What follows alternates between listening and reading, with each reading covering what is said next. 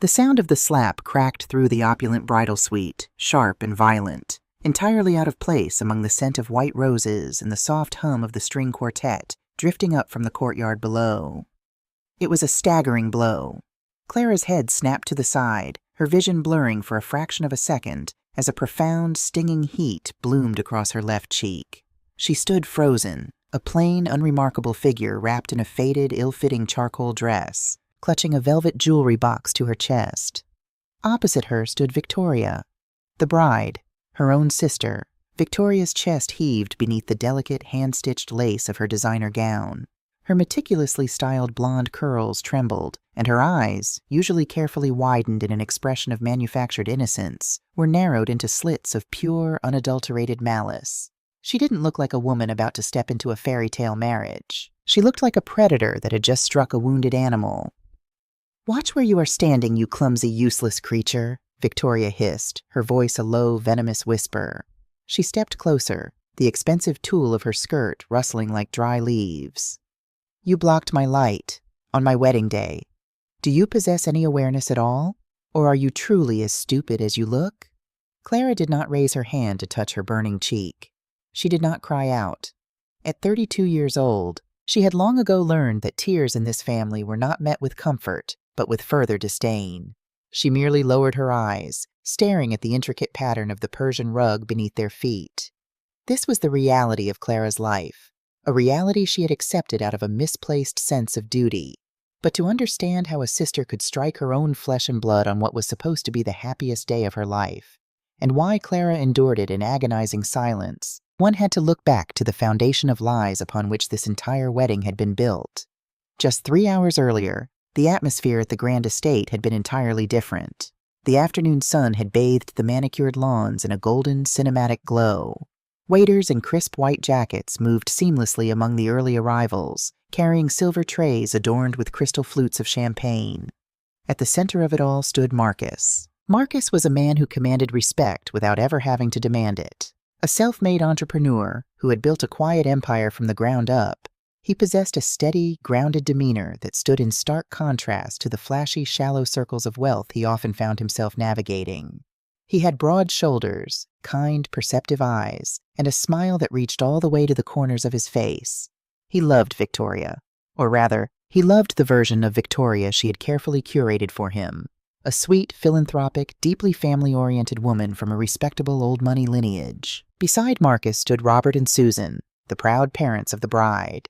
Robert, dressed in a custom-tailored tuxedo that he could not actually afford, laughed heartily at a joke made by one of Marcus's wealthy investors, swirling a glass of scotch with practiced ease. Susan, draped in emerald silk, patted Marcus's arm affectionately, playing the role of the warm, sophisticated matriarch to absolute perfection. "We are just so blessed, Marcus, dear," Susan crooned, dabbing the corner of her dry eye with a lace handkerchief. "To see our little girl marrying a man of such integrity. It is all a mother could pray for." "I'm the lucky one, Susan," Marcus replied warmly, his sincerity genuine. "You've raised an incredible daughter. The closeness of your family is something I've always admired."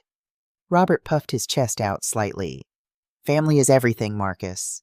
Blood is the only currency that truly matters in this world." While Robert preached about the sanctity of blood, his oldest daughter, Clara, was sweating in the stifling heat of the estate's service corridors. Clara had been strictly forbidden from showing her face in the main reception areas. "You don't fit the aesthetic, Clara," her mother had told her weeks ago, her tone casual but razor sharp. "Marcus's friends are very high society. We can't have them wondering why the bride's sister looks like she just finished a shift at a diner. You'll help the catering staff. It's the least you can do to support your sister." And so Clara worked. Her hands, calloused from years of carrying the financial and physical burdens of a family that lived far beyond its means, expertly folded linen napkins and arranged heavy floral centerpieces. She wore a drab, oversized charcoal dress, specifically chosen by Susan so Clara would blend in seamlessly with the hired help. Clara was the family's darkest, best-kept secret. She was the one who had quietly paid the mortgage when Robert's investments inevitably failed. She was the one who had funded Victoria's expensive college tuition by working 2 jobs, allowing her sister to maintain the illusion of being a carefree socialite. Clara was the workhorse, the invisible engine that kept the glamorous facade of her family running. And her reward was to be hidden away like a shameful stain on their perfect tapestry. Yet Clara stayed silent. She was bound by a deeply ingrained, almost paralyzing sense of familial loyalty, a heavy chain forged in her childhood. She had been taught that her worth was measured entirely by her usefulness to her parents and her beautiful younger sister. But destiny has a funny way of unraveling the most carefully spun lies. Needing a moment away from the overwhelming crowds, Marcus had excused himself and wandered down a quiet hallway to find a glass of water. He pushed open the heavy oak doors of the grand dining hall to admire the setup. The room was breathtaking, empty save for one woman standing by the head table. Marcus paused. It was Clara. She was meticulously adjusting the placement of a crystal water goblet, her brow furrowed in deep concentration. A stray lock of dark hair had escaped her modest bun, framing a face that, while lacking Victoria's flashy cosmetics, possessed a striking, quiet dignity. Marcus noticed her hands. They were not the pampered, manicured hands of the women he usually associated with his fiancée's family. They were capable, hard-working hands. "Excuse me," Marcus said gently, not wanting to startle her. Clara gasped, nearly dropping the goblet. She turned, her eyes widening in sheer panic as she recognized the groom. "I'm so sorry, sir," she stammered, immediately taking a subservient step backward, her gaze dropping to the floor. "I was just finishing the table arrangements. I'll leave immediately." Marcus frowned, his natural kindness kicking in. "Please don't apologize. You're doing a beautiful job. I just came in for some quiet." He took a step closer, studying her face. There was something strangely familiar about her bone structure, a subtle echo of Victoria, though the energy she carried was entirely different. "I don't believe we've met. I'm Marcus." He extended his hand. Clara stared at it as if it were a loaded weapon. Her heart hammered against her ribs. If her parents caught her speaking to him. "Marcus!" The sharp, panicked voice of Robert echoed through the hall. Both Marcus and Clara turned to see Robert and Susan practically sprinting into the room, their previously composed faces pale with sudden terror. Susan reached them first, immediately placing herself physically between Marcus and Clara. "Darling, we were looking all over for you. The photographer needs you for a few solo shots by the fountain." "I was just introducing myself," Marcus said, withdrawing his unclasped hand, slightly bewildered by the sudden intrusion. He gestured toward Clara. "She's done an incredible job with the hall. Are you with the catering company?" Silence descended like a heavy blanket. Clara kept her eyes glued to her scuffed black shoes, her breath shallow. Robert let out a forced, booming laugh that sounded more like a bark. "Oh, Marcus, my boy. No, she's not catering." He shot Clara a look of absolute venom before turning a sorrowful, patronizing gaze back to Marcus. "This is, well, it's a bit of a family tragedy, really." Marcus's brow furrowed. "Tragedy?" Susan sighed heavily, reaching up to touch her pearl necklace as if seeking comfort.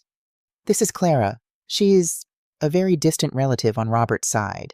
The poor dear has had a very difficult life, severe emotional and mental instability. She can't hold down a real job, bless her heart." Clara felt a sickening knot twist in her stomach. Mentally unstable, a distant relative.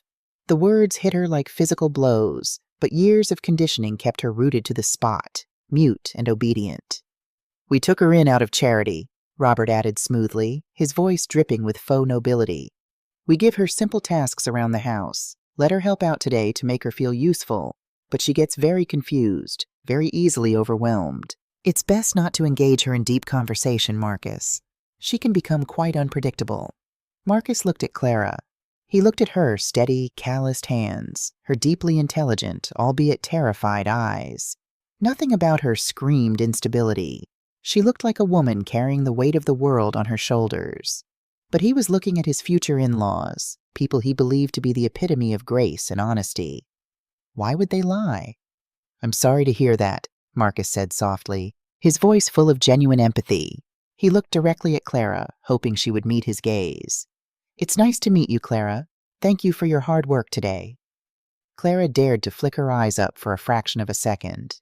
She saw the kindness in his face, a kindness she had never experienced from a man in her entire life. It broke her heart. "Run!" she wanted to scream. "Run away from them, Marcus. They are bleeding you dry." Instead, she gave a stiff, jerky nod and practically fled the room through the service doors, the oppressive silence of the hallway swallowing her whole. Susan let out a dramatic breath. Thank goodness she didn't cause a scene. Come along, Marcus. Let's get you to the photographer. Marcus allowed himself to be led away, but a seed of doubt had been planted in the fertile soil of his sharp mind. The way Clara had looked at him wasn't the look of a confused, unstable woman. It was the look of a prisoner, which brought them to the current moment, 3 hours later, inside the suffocating tension of the bridal suite. The incident with Marcus had left Robert and Susan furious. They had berated Clara in the coat room, violently shaking her by the shoulders and warning her that if Marcus caught sight of her again, she would be thrown out onto the street the next day. Banished to the bridal suite to act as Victoria's personal servant, Clara was tasked with carrying the heavy, antique velvet jewelry box containing the diamond necklace Victoria was to wear. Victoria was a nervous wreck, snapping at the makeup artists until they fled the room in tears. She stood before the floor-to-ceiling mirror, obsessing over a microscopic wrinkle near the hem of her dress. "It's ruined," Victoria whined, stomping her foot like a petulant toddler. "The whole aesthetic is ruined. Mom!" Susan, who was sipping champagne on a velvet chaise lounge, waved her hand dismissively. "No one will notice, darling. You look like a princess." "I don't want to look like a princess. I want to look flawless," Victoria screeched. She spun around, her eyes frantically searching the room until they landed on her sister. "You, bring me the necklace, now!" Clara stepped forward, her movements careful and measured. She approached the podium where Victoria stood. To hand her the box, Clara had to step between Victoria and the tall window pouring natural light into the room. For 2 seconds, a shadow fell across Victoria's face in the mirror. That was all it took. The slap echoed. Clara's cheek burned. The cruel words, "Stupid as you look," hung in the air. "Don't just stand there like an idiot," Victoria yelled, her face contorted with ugly rage. "Open the box, put it on me. You're so useless, Clara. It's no wonder nobody wants you. You're lucky Dad hasn't thrown you in an asylum just to be rid of the burden." Before Clara could unlatch the brass clasp of the box, the heavy brass door handle of the bridal suite clicked. The door swung open. Marcus stood in the doorway. He was supposed to be at the altar. It was bad luck to see the bride before the ceremony, but a logistical issue regarding the rings had forced him to come up personally. He froze, his hand still on the doorknob. His eyes took in the scene with the rapid, calculating precision of a seasoned businessman. He saw Clara, her head bowed, a stark, angry red handprint blooming vividly across her pale cheek. He saw Victoria, her arm still slightly raised, her face twisted in a snarl that was rapidly morphing into an expression of sheer panic. He saw Susan, half rising from the chaise lounge, spilling champagne down her expensive silk dress. The silence that followed was heavy, suffocating, and loaded with the electricity of a coming storm. "What?" Marcus said, his voice dangerously low, stripped of all its usual warmth. "Is going on here?" The transformation in Victoria was terrifyingly instant. The snarling predator vanished, replaced by a trembling, fragile victim. Tears, real wet tears, welled up in her wide blue eyes. She let out a dramatic, breathy sob and stumbled backward, clutching her chest. "Marcus!" Victoria cried, her voice trembling perfectly. "Oh, Marcus, thank God you're here. I was so terrified." Marcus stepped fully into the room, letting the door close behind him. His eyes never left the red mark on Clara's face. "Terrified of what, Victoria? Why does she have a mark on her face?" Susan sprang into action, rushing across the room to wrap her arms around her trembling daughter. "Oh, Marcus, it was horrible. We tried to tell you earlier, but you wouldn't understand. Clara, she had an episode." Clara's heart stopped. She looked up, her dark eyes locking onto her mother. "An episode? An episode?" Marcus repeated, his jaw tightening. "Yes," Victoria sobbed, burying her face in her mother's shoulder. "She came in here acting crazy, muttering to herself. She was jealous, Marcus. She said she hated that I was getting married. She picked up a pair of fabric scissors from the vanity. She was going to cut my dress." Clara's breath hitched. She looked at the vanity. There were no scissors. There had never been any scissors. It was a lie spun from thin air, delivered with the terrifying conviction of practiced con artists. "She came at me," Victoria continued, crying harder. "I panicked. I threw my hand out to stop her from ruining the dress, and I hit her. I didn't mean to. I was just defending myself. Marcus, you have to believe me. She's completely unhinged. Marcus looked at the three women. He looked at the hysterically crying bride, the fiercely protective mother. Then he looked at Clara. Clara stood perfectly still. The velvet box was still clutched safely in her hands. There was no wildness in her eyes, no frantic energy of a woman having a psychotic break. There was only a deep, bottomless well of exhaustion, a quiet, devastating resignation. "Clara," Marcus said, his voice cutting through Victoria's sobs. He took a step toward her. "Is this true? Did you threaten her?" Clara looked into Marcus's eyes. For a fleeting second, she wanted to scream the truth. She wanted to tell him that she was the sister, the provider, the victim. She wanted to tell him that he was marrying a monster. But as she opened her mouth, she caught sight of Susan's eyes over Victoria's shoulder. Susan wasn't crying anymore. Her eyes were hard, flat, and filled with a silent, deadly promise. "If you speak, you are dead to us. You will have nothing." Clara swallowed the bitter pill of her existence. She knew how the world worked. Who would a wealthy, successful man believe? His beautiful, weeping fiancée and her respectable mother? Or the dowdy, plain-looking woman they had already established as mentally unstable? If she fought back, it would only be a scene. A humiliating, ugly scene where she would inevitably be dragged out by security, painted as the crazy relative ruining the fairy tale. Clara lowered her eyes. She closed the velvet box with a soft click and set it carefully on the vanity. "No, sir," Clara whispered, her voice completely hollow, dead of any emotion. I just tripped. I startled her. It was my fault. I'm sorry." Victoria let out a loud, shuddering sigh of relief. "You see, Marcus? She doesn't even know what she's doing. Please, someone just get her out of here. I can't look at her anymore." Marcus didn't move. His gaze remained fixed on Clara. He heard the words she spoke, but he saw the way she held herself. A crazy person who had just tried to attack someone with scissors would not calmly set a jewelry box on a table. A woman having a psychotic episode would not have the tragic, profound clarity in her eyes that Clara had just displayed. Something was deeply, fundamentally wrong. "I'll escort her out," Marcus said quietly. "Oh no, Marcus, you shouldn't," Susan began, stepping forward. "I said," Marcus interrupted, his voice suddenly carrying the chilling authority of a man used to running boardrooms. "I will escort her out.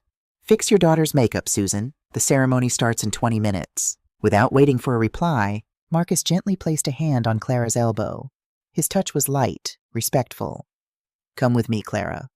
Clara didn't resist.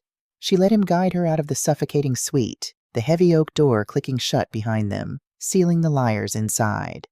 As they walked down the quiet, carpeted hallway, Marcus did not ask her any more questions. He did not press her for the truth he knew she was hiding. He simply walked beside her in silence. But as they reached the service elevator, Clara felt something slip from her messy bun. The sudden movement in the bridal suite must have loosened it. A small, tarnished copper hair clip clattered onto the polished marble floor. Marcus bent down to pick it up before Clara could. As his fingers brushed the cool metal, he froze. The clip wasn't just a piece of cheap metal. It was custom-made, cast in the distinct shape of an overlapping crescent moon and a rising sun. Marcus knew that symbol. It was permanently burned into his memory. It was the exact crest stamped onto the wax seal of the letters he had received 5 years ago. The letters from the anonymous angel investor who had single-handedly saved his tech company from bankruptcy. The brilliant, hidden financial mind he had spent years trying to track down to express his gratitude. Marcus looked from the copper clip in his hand up to the plain, bruised face of the mentally unstable maid standing before him. The pieces of the puzzle suddenly shifted, the picture distorting into something horrifying. The wedding march was about to begin, but for Marcus, the real investigation had just started, and he was going to tear this family's perfect facade apart, piece by piece. The hallway outside the service elevator was agonizingly quiet, a stark contrast to the chaotic venom that had just unfolded inside the bridal suite. Marcus stood perfectly still, the heavy marble floor cold beneath his polished leather shoes. In his palm rested the tarnished copper hair clip. It was a simple utilitarian object, slightly greened with age at the edges, but the emblem embossed on its rounded surface was unmistakable, an overlapping crescent moon and a rising sun. Marcus felt the air leave his lungs. He stared at the small piece of metal, his mind forcefully violently thrown back 5 years into the past. Back then, Marcus had not been the confident, wealthy entrepreneur standing in a custom tuxedo. He had been a desperate man sitting in a cramped, unheated garage office, staring at a mountain of debt and a notice of imminent foreclosure on his startup. His company, his life's work, had been days away from complete annihilation. And then the letters had arrived. They were typewritten, anonymous, and always sealed with dark green wax stamped with this exact crest, the moon and the sun. The letters contained no money, but something far more valuable, a brilliant, ruthless, and flawlessly precise roadmap to financial recovery. The anonymous author had detailed exactly which predatory investors to cut loose, which obscure market loopholes to exploit, and how to restructure his debt in a way that his own highly paid lawyers had never even considered. The advice was so sophisticated, so deeply visionary, that Marcus had assumed it came from a seasoned Wall Street veteran taking pity on a struggling kid. He had spent years trying to track down his anonymous savior, wanting to offer them a stake in his now billion-dollar empire. He had hired private investigators, followed dead ends, and eventually given up, assuming the mysterious benefactor wanted to remain hidden. Slowly, Marcus lifted his gaze from the copper clip to the woman standing inches away from him. Clara was trembling. Her dark, intelligent eyes were fixed on his open palm, filled with a panic so profound it made her physically sway. She reached out, her calloused, hard-working fingers hovering hesitantly over his hand. "Please," she whispered, her voice cracking. It was my grandmother's. Please, sir." Marcus didn't hand it back immediately. He looked at her battered, oversized charcoal dress.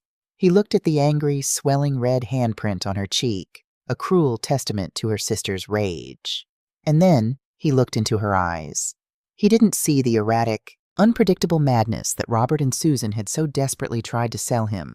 He saw a brilliant mind trapped behind a wall of sheer terror and systemic abuse. "The restructuring of the Carlson accounts," Marcus said, his voice dropping to a near whisper, testing the waters. "In the fourth quarter of 2021, you told me to short the tech sector and pivot to renewable logistics." Clara's breath hitched. Her eyes widened, the pupils dilating in shock. For a fraction of a second, the terrified servant vanished, and the piercing, analytical gaze of the genius who had saved his life broke through. She took a sharp step back, shaking her head vigorously, though no words came out. That silence was all the confirmation Marcus needed. A profound, sickening wave of realization washed over him. The woman his future in-laws had kept hidden like a shameful secret, the woman they claimed was a mentally unstable charity case, was the very architect of his success. And if they were lying about something this colossal, what else were they lying about? "Come with me," Marcus said softly.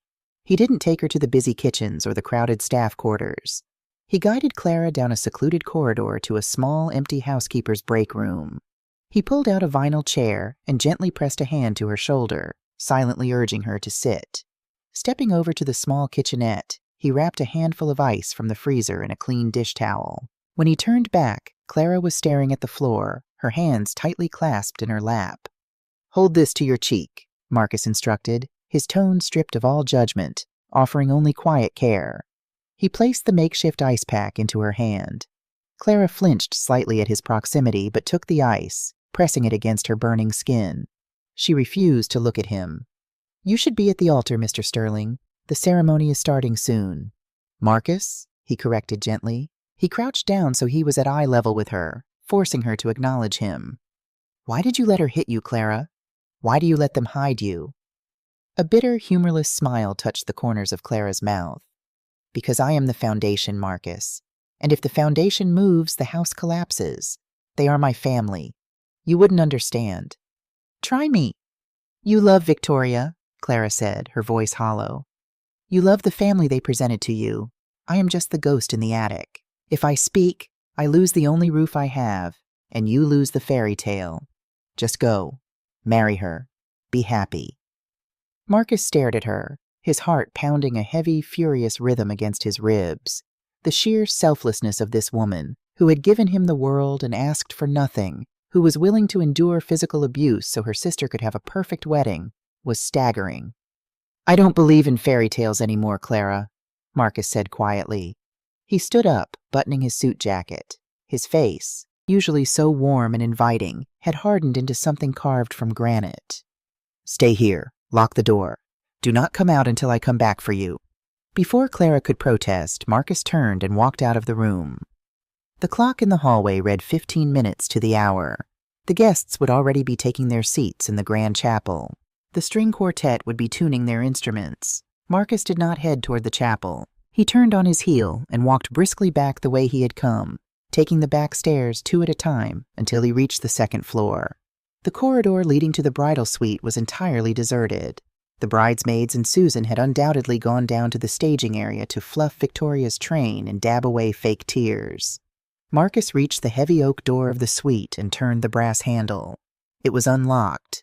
He slipped inside, the door clicking softly shut behind him. The room was a disaster of discarded tulle, spilled makeup powder, and half-empty champagne flutes. It smelled oppressively of expensive floral perfume and underlying desperation. Marcus stood in the center of the room, his eyes scanning the chaos. He wasn't sure what he was looking for, but he knew he needed proof. If he was going to blow up his own wedding, he needed ammunition. His gaze landed on the vanity. Next to the velvet jewelry box Clara had carried, Victoria's sleek, silver iPad sat propped against the mirror. The screen suddenly lit up. A notification chimed, loud in the silent room. It was an iMessage. Marcus walked over, his steps silent on the plush carpet. He looked down at the screen. The message was from a contact saved as Mom. "Susan, the florist is demanding the final wire transfer before she sets up the altar arch. Did you initiate the transfer from the trust account? Don't make a mistake, Victoria. If this bounces, we are ruined before he even says I do." Marcus frowned. Trust account? When Marcus had proposed, he had insisted on paying for the entire wedding. It was a multi-million-dollar affair, and he had the capital. But Robert, playing the role of the proud, traditional patriarch, had adamantly refused. "I am a man of means, Marcus," Robert had declared over expensive cigars. "I will pay for my daughter's wedding. It is a matter of family honor." Marcus had admired the gesture. He had respected Robert's pride. He stared at the iPad. The device was unlocked. Victoria had likely been using it to obsess over wedding photos just moments before her tantrum. Marcus reached out, his finger hovering over the screen. It felt like crossing a massive, irreversible boundary, but the red handprint on Clara's face flashed in his mind, eclipsing any guilt. He tapped the screen, opening the iMessage thread between Victoria and Susan. He scrolled up. What he saw made his blood run cold. There were PDF attachments scattered throughout the conversation. Marcus tapped on the most recent one. It was a bank statement from a private wealth management firm. The account was titled The Eleanor Miller Irrevocable Trust. Beneath the title were 2 names listed as joint beneficiaries, Clara Miller and Victoria Miller. Marcus scrolled through the pages, his analytical mind quickly digesting the numbers. The trust had been massive, likely an inheritance from their grandmother. But the recent transaction history was a bloodbath.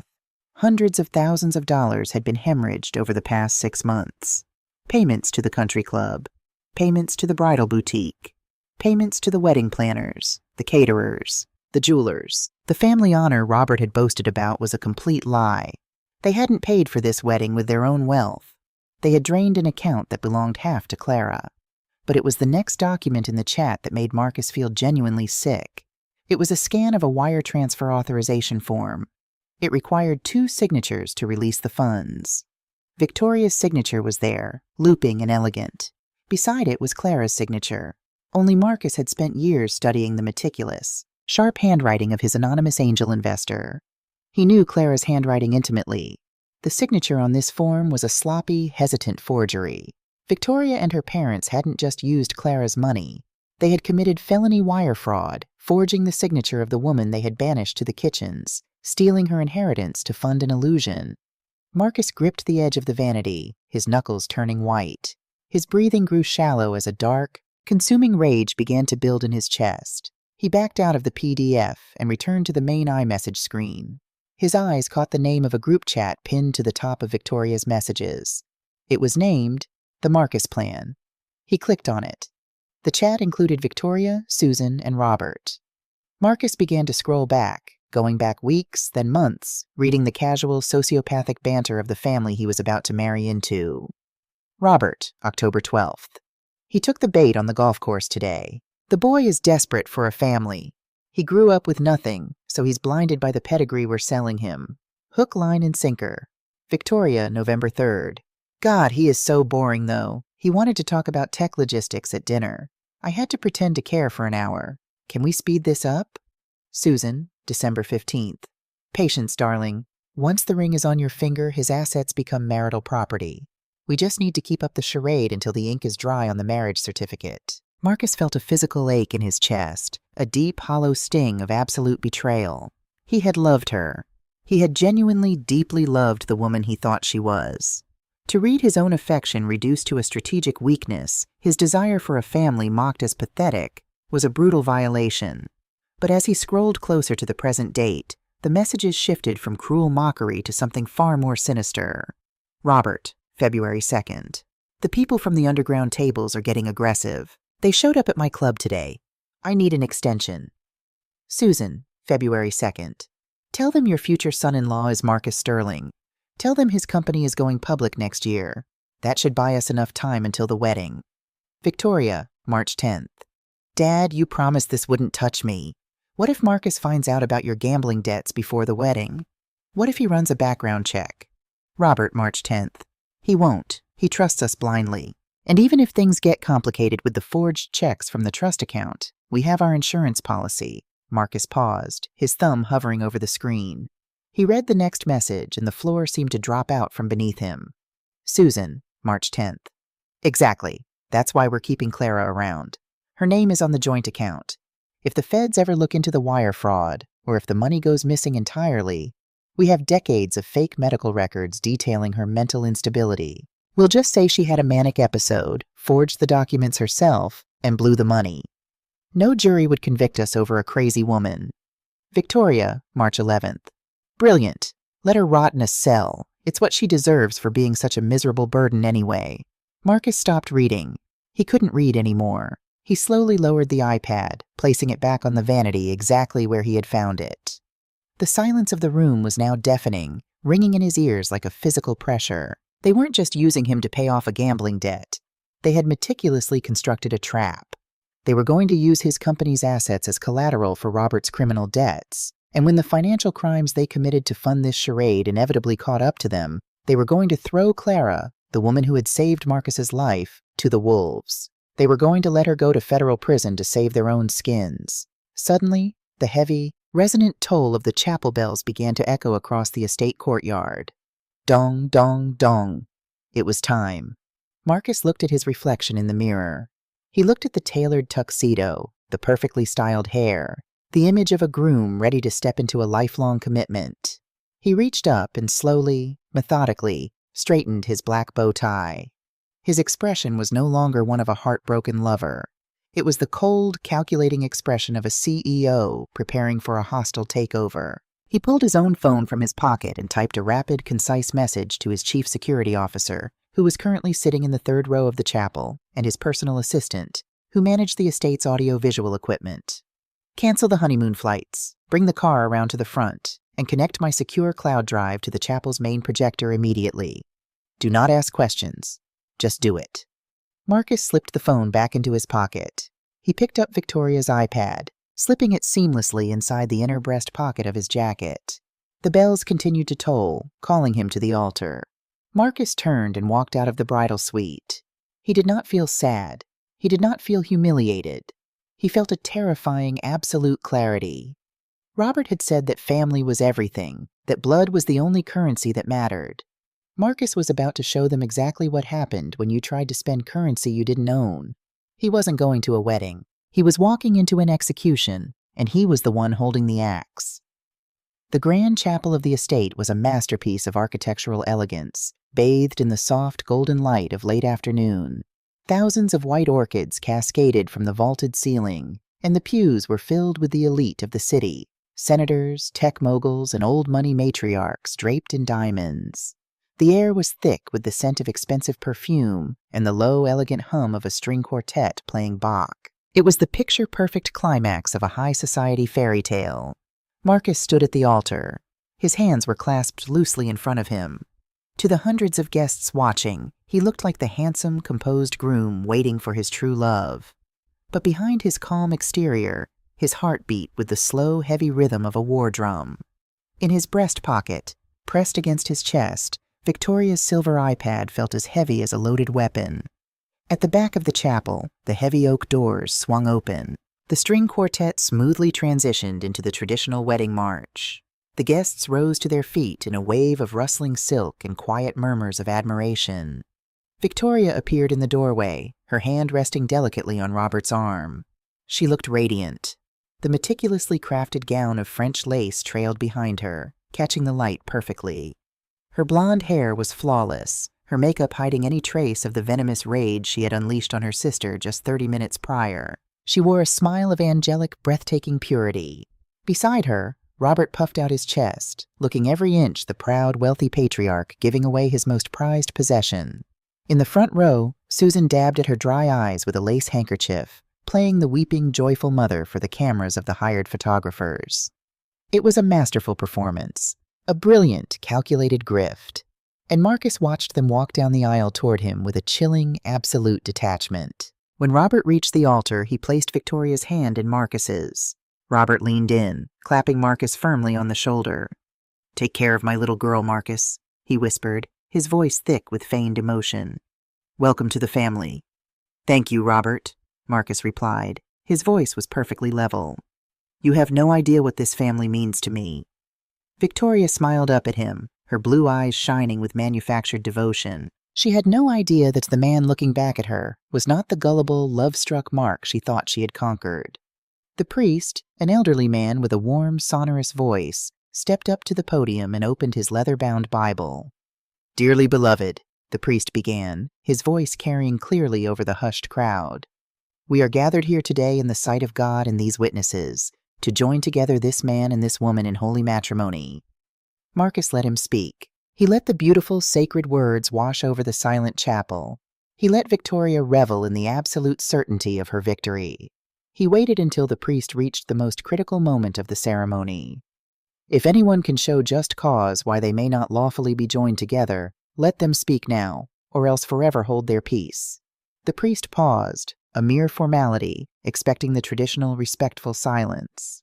Marcus took a half-step back, letting go of Victoria's hands. "I have a cause," Marcus said.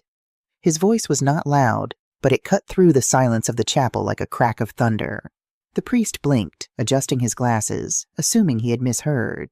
A ripple of confusion swept through the pews. Susan's lace handkerchief froze mid-air.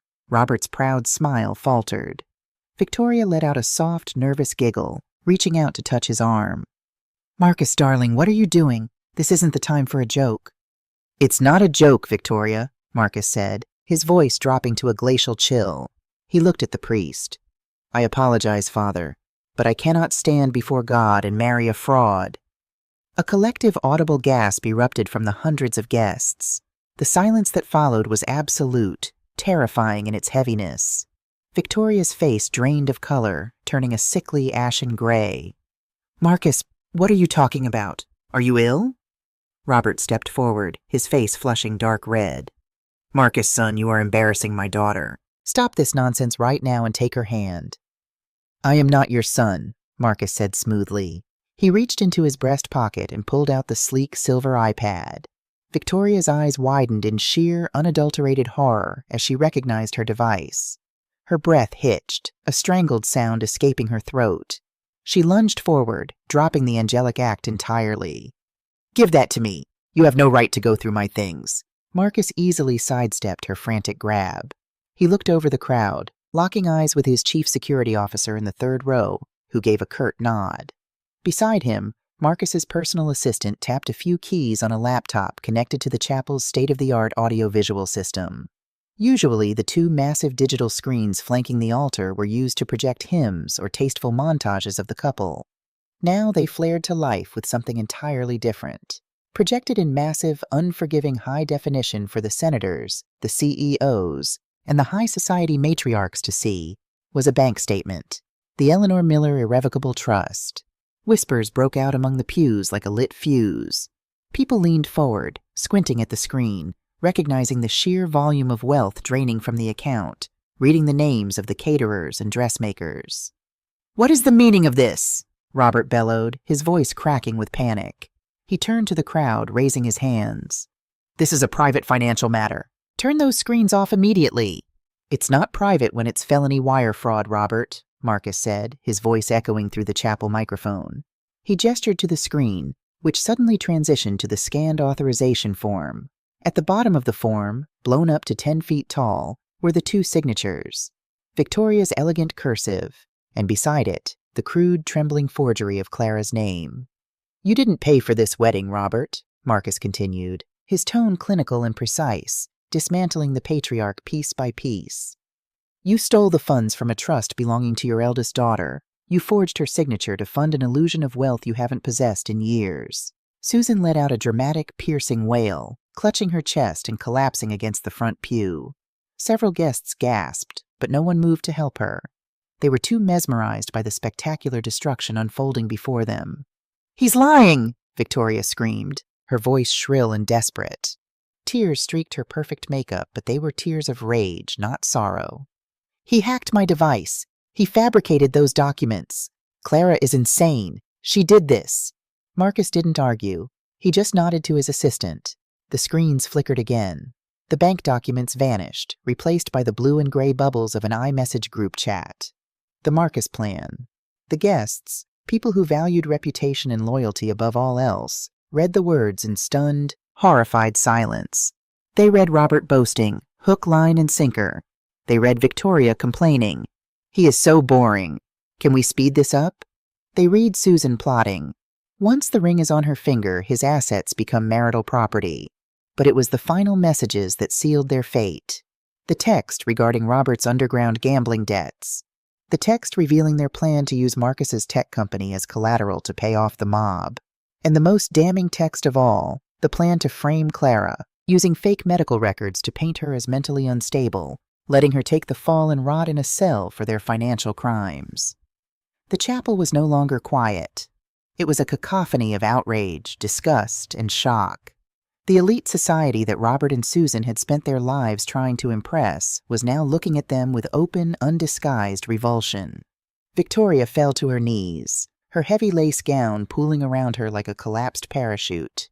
She covered her face with her hands, sobbing uncontrollably, the reality of her utter ruin finally crashing down upon her. But Robert was not a man to accept defeat gracefully. Like a cornered rat, he abandoned all pretense of dignity and bared his teeth. "You think you're so smart, Sterling?" Robert spat, his face purple with fury. He marched up the altar steps, getting inches from Marcus's face. "You think you can humiliate my family and walk away? I will sue you for everything you own. Breach of contract, defamation, emotional distress. I will tie your company up in litigation for the next decade." Marcus didn't flinch. "You can't afford a lawyer, Robert." "And as for that useless, ungrateful bitch Clara," Robert roared, spinning around to address the room, spit flying from his lips. "She is dead to me. She has lived under my roof, eating my food. I am going back to that house right now, and I am throwing her out onto the street with nothing but the clothes on her back. I will freeze whatever is left in that trust. She will be penniless and begging in the gutter by nightfall." I highly doubt that. The voice was calm. It was quiet, yet it carried an unmistakable, commanding authority that instantly silenced Robert's ranting. Every head in the chapel turned toward the back doors. Clara stood in the entryway. She was no longer the hunched, terrified servant Marcus had found in the housekeeper's room. She still wore the drab charcoal dress, but her posture had entirely transformed. Her spine was straight, her chin held high. The severe, messy bun had been let down, her dark hair falling gracefully around her shoulders. Pinned elegantly to the side of her hair was the tarnished copper clip, the overlapping crescent moon and rising sun. She walked down the long carpeted aisle. The wealthy guests, the same people who would have ignored her an hour ago, instinctively parted for her, feeling the profound shift in power. Marcus stepped down from the altar to meet her halfway, a look of profound respect softening his sharp features. Robert stared at his eldest daughter as if a ghost had just walked into the room. "You?" he stammered, his bravado momentarily failing him. "How dare you show your face here? Get out!" Clara stopped a few feet away from her father. She looked at Victoria, weeping on the floor, and at Susan, still faking a fainting spell in the pew. Finally, her dark, intelligent eyes locked onto Robert. There was no fear left in her. The chains of her childhood conditioning had been shattered the moment she realized they were willing to send her to federal prison. "I am not going anywhere, Robert," Clara said, her voice steady and resonant. "And you will not be throwing me out of the house. Because as of 45 minutes ago, you no longer own it." Robert laughed, a harsh, desperate sound. "You've finally lost your mind. The house is in my name." "The house," Clara corrected smoothly, "was collateral for the $3 million you owe to the men you refer to as the underground tables. Men who were growing very, very impatient." Robert's breath hitched. A cold sweat broke out across his forehead. How do you know about that?" Clara didn't raise her voice, but every word struck like a hammer.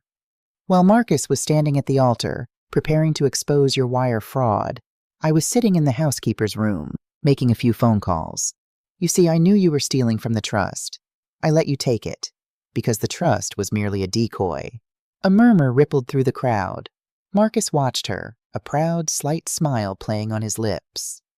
"For the past 10 years, Clara continued, her gaze piercing through her father's crumbling facade, I have been the silent, majority shareholder and lead strategist for Vanguard Holdings. It's an angel investment and debt restructuring firm." A collective gasp echoed from the pews. Several of the tech moguls and bankers in the crowd immediately recognized the name. Vanguard Holdings was a legend in the financial district, a ghost firm known for aggressive, brilliant takeovers. "And 45 minutes ago," Clara stated, her voice as cold and clear as cut glass, "Vanguard Holdings purchased your debt from your creditors at a premium. I own your markers, Robert. I own the deed to the estate. I own the cars. I own the country club memberships." Robert stumbled backward as if he had been physically struck. He grasped the wooden edge of the pew to keep from collapsing.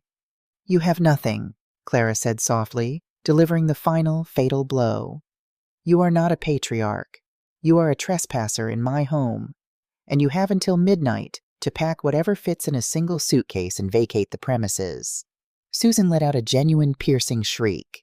Victoria looked up from the floor, her makeup smeared into a grotesque mask, realizing that the sister she had slapped, abused, and hidden away was now the absolute master of their fate.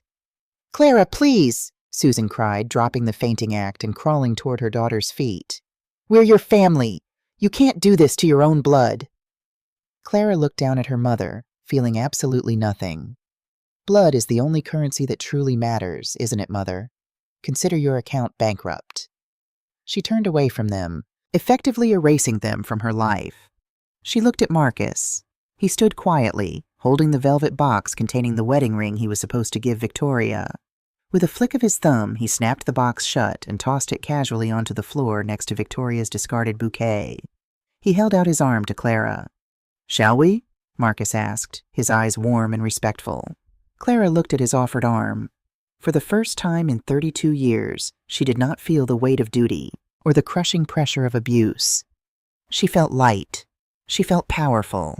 She felt free. She slipped her hand through his arm. "Yes, I believe this party is over." Together, they turned their backs on the altar, on the weeping bride, and the ruined parents. They walked back down the aisle, the sea of wealthy guests parting for them in stunned silence. They stepped out of the heavy oak doors of the chapel and into the bright, warm sunlight of the afternoon, leaving the ashes of a brilliant lie behind them and stepping forward into a future built entirely on the truth. The heavy oak doors of the chapel closed behind Clara and Marcus, muffling the chaotic sounds of weeping and shouting from inside. Stepping out into the warm, golden afternoon sun, Clara took her first breath as a truly free woman. The air tasted different. It tasted like possibility. They walked in silence down the sweeping gravel driveway of the estate. The valet, who had undoubtedly heard the commotion echoing from the open chapel windows, stood perfectly straight, his eyes wide with restrained curiosity as he brought Marcus's sleek black sedan to the front. Marcus opened the passenger door for Clara. It was a simple gesture, but one performed with a level of profound respect she had never experienced. She slid into the leather seat, the faded fabric of her charcoal dress stark against the luxury of the car. As Marcus slipped behind the wheel and started the engine, he didn't immediately pull away. He turned to look at her, studying the sharp, intelligent lines of her profile, the faint remnants of the red mark on her cheek, and the tarnished copper clip holding back her dark hair. "Vanguard Holdings," Marcus said softly, a slow, admiring smile spreading across his face. "For 5 years, I pictured a silver-haired Wall Street veteran smoking a cigar in a penthouse. I never imagined my guardian angel was a 32-year-old woman holding her family's crumbling empire together." Clara finally looked at him, a genuine, albeit tired, smile touching her lips. "The cigar would have ruined my palate for cheap coffee. And the silver hair, well, give it a few more years. Robert and Susan have certainly done their best to expedite the process." Marcus let out a deep, genuine laugh. It was a warm, resonant sound that filled the car, banishing the last lingering shadows of the chapel. He shifted the car into drive and pulled away from the estate. "Where to?" he asked. "Downtown," Clara replied, her gaze fixing on the horizon. "I have a house to repossess at midnight, and I need to stop by my office to finalize the foreclosure paperwork. I want security waiting at the gates by 11. The rest of the evening passed with a swift, clinical precision. For Clara, there was no hesitation, no lingering guilt. The moment Susan had casually agreed to let Clara take the fall for federal wire fraud, the last frayed thread of familial obligation had snapped. By 11:30 that night, the grand wrought-iron gates of the Miller estate were flanked by 4 private security contractors hired by Vanguard Holdings. Clara sat in the back of a tinted SUV parked just across the street, watching the scene unfold. Through the massive bay windows of the brightly lit mansion, she could see the frantic, pathetic scramble of her family. Victoria was having a full-blown hysterical meltdown in the foyer. Through the open front doors, Clara watched her sister attempting to drag 3 massive, oversized Louis Vuitton trunks toward the exit. The lead security officer, a burly man with no patience for high society tantrums, stepped forward, holding up a clipboard. "1 suitcase per person, Ms. Miller, as per the eviction notice." "These are my clothes!" Victoria shrieked, her voice carrying across the manicured lawn. The perfect bridal updo was completely ruined, her hair sticking to her tear-streaked face. "You can't take my clothes. Do you know how much these cost?" Everything in this house, including the contents of those trunks, was purchased using funds from a fraudulently drained trust and credit lines secured by unpaid collateral, the officer stated mechanically. "It belongs to the creditor. 1 suitcase. Or you leave with nothing but the clothes on your back." Susan was sobbing dramatically on the front steps, clutching a small vanity case to her chest, looking around wildly as if expecting one of her wealthy country club friends to suddenly appear and save them. But the phones had been ringing unanswered all evening. Word traveled at light speed among the elite. The Millers were radioactive. Robert was the last to emerge. The proud, booming patriarch looked completely deflated, his shoulders slumped, his face a sickly gray under the porch lights. He carried a single leather duffel bag. As he walked out, he tried to casually slip a small, rolled-up oil painting under his coat. "Drop the canvas, Mr. Miller," the security officer commanded instantly, stepping into Robert's path. Robert froze, his face flushing with deep, ugly humiliation. With trembling hands, he let the rolled canvas fall to the marble porch. Clara watched without a shred of pity. They had built their entire lives on theft and deception, stepping on her back to reach higher ground. Now, gravity had simply done its job. At exactly midnight, the security guards escorted Robert, Susan, and Victoria out the front gates. The heavy iron doors clanged shut behind them, the locks echoing with a harsh, final finality. The 3 of them stood on the dark sidewalk, a far cry from the glittering elite they had pretended to be just hours before. They had no cars, no credit cards, and nowhere to go. Clara tapped the glass of the SUV. The driver pulled away quietly, leaving the ruined family in the darkness. The next morning, Clara woke up to a sensation she had never felt before in her entire life: absolute silence. She was sitting at the massive marble kitchen island of the estate, nursing a cup of black coffee. The house, usually buzzing with the demands of her mother, the complaints of her sister, and the blustering arrogance of her father, was completely still. It was beautiful. A soft knock at the back terrace door broke the quiet. Clara looked up to see Marcus standing on the patio, holding 2 white paper bags from a local bakery that smelled intensely of fresh croissants and roasted espresso. He was dressed casually this morning, a simple navy sweater and slacks, looking less like a billionaire CEO and more like a man simply happy to be alive. Clara unlocked the door, a warm flutter igniting in her chest at the sight of him. "You know, the house is technically foreclosed. You're trespassing." "I brought bribes," Marcus said, lifting the bakery bags with a boyish grin. He stepped inside, placing the bags on the island. He looked around the massive, quiet kitchen, then back to Clara. She was wearing a simple, soft cashmere sweater she had retrieved from her hidden apartment downtown, her hair pulled back in a loose, comfortable braid. She looked relaxed, radiant, and incredibly beautiful. They sat at the island, sharing pastries and coffee, the conversation flowing with an ease and depth that neither had ever experienced with anyone else. Marcus told her about the chaotic fallout from the aborted wedding. The high society gossip mills were working overtime. Robert's creditors from the underground tables had reportedly found him at a cheap motel on the outskirts of town that morning, demanding the money he no longer had. Susan had been permanently blacklisted from every country club and charity board in the state, and Victoria had been spotted screaming at a pawn shop owner who refused to give her face value for a diamond bracelet she had managed to sneak out in her pocket. "They destroyed themselves," Marcus said quietly, taking a sip of his coffee. "You just handed them the match." "I spent my whole life thinking my silence was protecting them," Clara murmured, looking down at her mug. "I thought if I just worked harder, if I just endured a little more, I could fix them. But you can't fix people who are fundamentally broken by their own greed." Marcus reached across the marble island, gently placing his hand over hers. His thumb lightly traced the knuckles of her calloused fingers. "You don't have to fix anyone anymore, Clara," he said, his voice deep and rough with emotion. "You've spent your entire life being the foundation for a house that didn't deserve you. It's time to build something for yourself." Clara looked up, meeting his steady, earnest gaze. The connection between them crackled with an undeniable intellectual electricity. This wasn't the shallow, manufactured romance Marcus had been sold by Victoria. This was a partnership born of mutual respect, shared struggles, and a profound alignment of minds. Over the next 6 months, the world shifted on its axis. Vanguard Holdings stepped out of the shadows. Clara, no longer needing to hide behind the facade of a dowdy servant, took her rightful place as the CEO.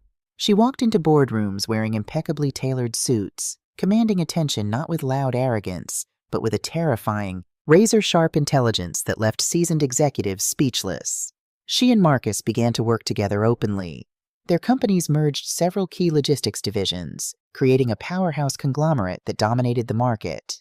They were a formidable team, moving in perfect sync, anticipating each other's thoughts and strategies before a word was even spoken. And somewhere amidst the late-night strategy sessions, the quiet dinners overlooking the city skyline, and the Sunday mornings spent reading the financial papers in comfortable silence, respect blossomed into a deep, unwavering love. It was a mature, quiet kind of love. The kind that didn't need grand theatrical declarations or million-dollar weddings to prove its validity. It was the kind of love built on absolute trust, the kind that whispered, "I see you, exactly as you are, and you are enough." A year later, the estate's grand chapel was opened once again. But this time, the heavy oak doors did not welcome hundreds of senators or superficial socialites. There were no hired photographers, no forced tears, no symphony orchestras. There were only 20 people sitting in the wooden pews. Marcus's closest friends, his loyal executives, and the few mentors who had stood by him when he was a struggling kid in a garage. At the altar stood Marcus, wearing a simple, elegant black suit. His eyes were shining with an emotion so profound it made his chest ache. The doors opened and Clara walked down the aisle. She walked alone. She didn't need anyone to give her away. She belonged entirely to herself. She wore a stunning, understated silk gown that draped flawlessly over her frame. No heavy lace, no suffocating tulle, just pure, unadulterated grace. As she reached the altar, Marcus took both of her hands in his. He didn't look at the audience. He only looked at her. "For 5 years," Marcus whispered, his voice steady but thick with emotion. "I searched for the person who saved my life. I thought I owed them a debt I could never repay. I didn't know I was looking for my equal. I didn't know I was looking for my home." Clara smiled, a single happy tear slipping down her cheek. I spent my life hiding in the shadows, believing I was invisible, she replied softly. You were the first person who truly saw me. You didn't see a servant. You didn't see a broken woman. You saw me, and you made me brave enough to step into the light. The elderly priest smiled warmly at them both. There was no tension in the room, no secrets waiting to explode, only the quiet, powerful resonance of truth. When Marcus slipped the simple, elegant gold band onto Clara's finger, he leaned in and kissed her. It was a promise, sealed not with forged documents or stolen wealth, but with genuine, unshakable devotion. Far away from the peace of the estate, in a dingy, cramped apartment on the wrong side of the city, Victoria sat in a worn-out uniform, staring blankly at a television screen. She had just finished a 12-hour shift as a hostess at a mid-tier chain restaurant, her feet aching, her pride completely shattered. Her parents were sleeping on a pull-out couch in the next room, constantly bickering over food stamps and mounting legal fees from Robert's ongoing fraud investigations. Victoria looked down at her hands. They were no longer perfectly manicured. The nails were chipped, the skin dry from washing dishes. She thought about the millions of dollars she had thrown away, the billionaire she had tried to con, and the quiet, plain sister she had slapped out of pure arrogance. Silence had not been obedience, she finally realized. Far too late. Silence had been a loaded gun, and Victoria had pulled the trigger on herself. Back at the estate, Clara and Marcus stepped out of the chapel hand in hand. The late afternoon sun bathed the manicured lawns in a warm, golden glow. There were no screaming crowds, no flashy exits. They simply walked together across the grass, heading toward the main house. The grand estate was no longer a monument to someone else's lies. It was theirs. Clara leaned her head against Marcus's shoulder as they walked, the tarnished copper clip gleaming softly in her dark hair. Justice had been served, the demons of her past had been vanquished, and the future, vast, bright, and utterly her own, was finally beginning.